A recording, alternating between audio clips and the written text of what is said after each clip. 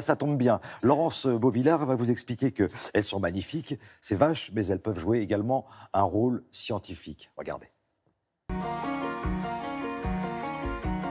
Nous sommes ici en Normandie, au Haras du Pin. Une partie de ces terrains sont utilisés depuis 1950 par l'Institut national de recherche agronomique, l'INRA. Ici, on étudie les vaches, et particulièrement la vache normande, évidemment, celle qui est marron et blanche, avec des taches autour des yeux comme des lunettes. Vous allez voir, c'est peut-être pas sans conséquence. Ça, c'est une Holstein, blanche et noire. Et ça, c'est une normande. Elle est belle, hein?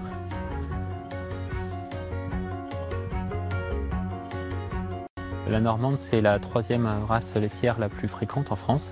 Il y a à peu près 400 000 normandes contre 600 000 Holstein, qui représentent 60% du cheptel national.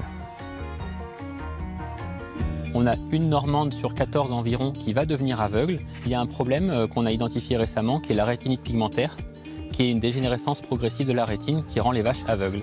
Et c'est une anomalie qui est très ancienne dans la race, mais qu'on a pu détecter que récemment avec les nouveaux progrès technologiques. On a eu accès au séquençage des génomes complets des animaux. C'est le même processus avec une perte progressive de vision à partir de l'âge de 4 ans chez les vaches, l'âge adulte chez les hommes et jusqu'à une cécité complète.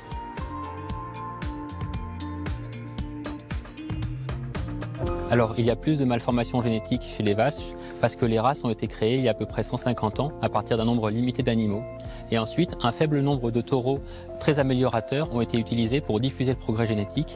Et c'est comme ça que certains taureaux ont eu plus d'1 million de descendants. On a sélectionné un nombre trop faible d'animaux qui a augmenté la consanguinité et fait émerger ces anomalies génétiques. Les vaches ont à peu près 30 000 gènes, tout comme l'homme. Donc, pour beaucoup de maladies, on peut transposer ce qui se passe chez l'homme et chez la vache. On a identifié la mutation et le gène en cause et à partir de maintenant, ce gène va pouvoir être testé chez l'homme dans des cas d'infertilité.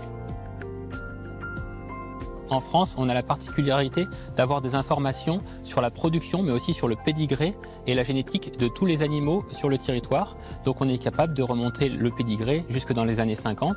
Alors avec ce répertoire, on peut anticiper la naissance d'animaux malades, confirmer que cette mutation est bien associée à cette maladie et ensuite se servir de cette information pour empêcher la diffusion de la semence de taureaux qui porterait ces mutations et ainsi empêcher que cette maladie se perpétue. Et peut-être un jour, on pourra tester des thérapies chez la vache pour ensuite soigner l'homme.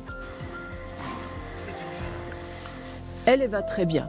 Il existe en France aujourd'hui un réseau qui permet à tout éleveur de signaler un animal qui lui paraît un peu curieux. Cet animal peut venir ici à l'INRA de Normandie et devenir un animal modèle qui servira pour la santé des hommes ou pour celle du cheptel bovin. Merci beaucoup, Laurence. À bientôt.